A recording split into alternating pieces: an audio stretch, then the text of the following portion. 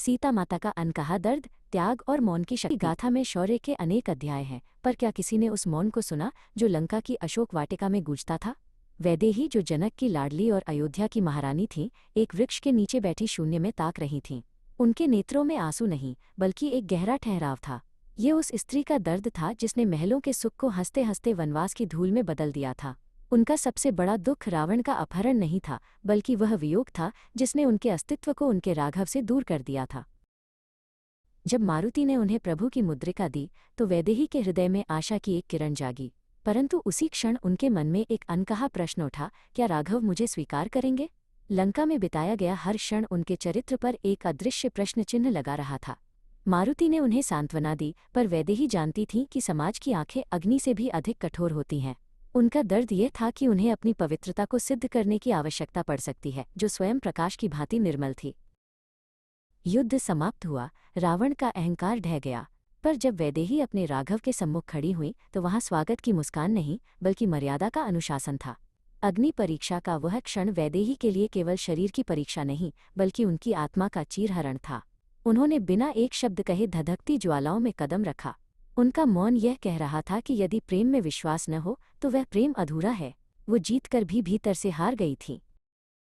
अयोध्या वापसी पर चारों ओर उत्सव था, पर वैदेही के अंतर्मन में एक आशंका का वास था।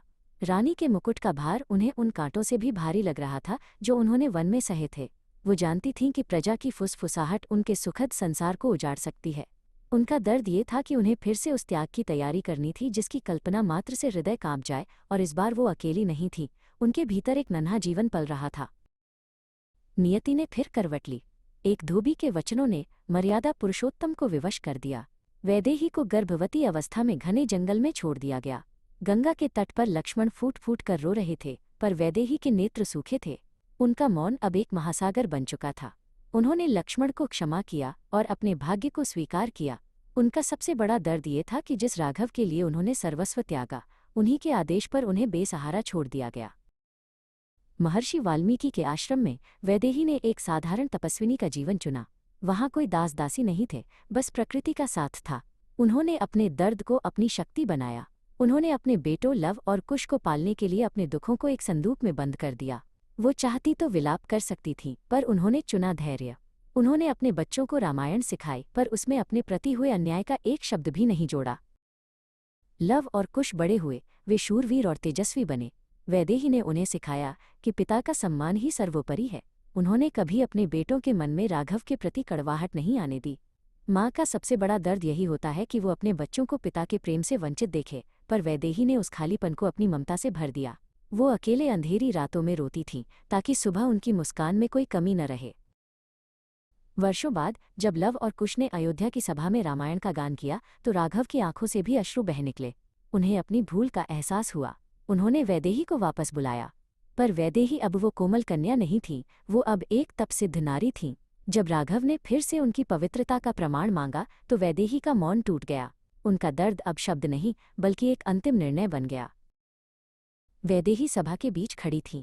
उन्होंने राघव की ओर देखा, उस व्यक्ति की ओर जिसे उन्होंने प्राणों से अधिक चाहा था। उन्होंने महसूस किया कि उनका इस धरती पर उद्देश्य पूरा हो चुका है। उन्होंने धरती माता का आह्वान किया। उनका अंतिम दर्द ये था कि इस संसार में सत्य और पवित्रता को बार बार अग्नि से गुजरना पड़ता है। उन्होंने प्रार्थना की, हे माँ, अगर मैं मन, वचन और कर्म से शुद्ध हूँ तो मुझे अपनी गोद में ले लो। धरती फटी और माँ भूमि स्वयं प्रकट हुई। वैदेही उनकी गोद में जा बैठीं और सदा के लिए इस नश्वर संसार के बंधनों से मुक्त हो गईं।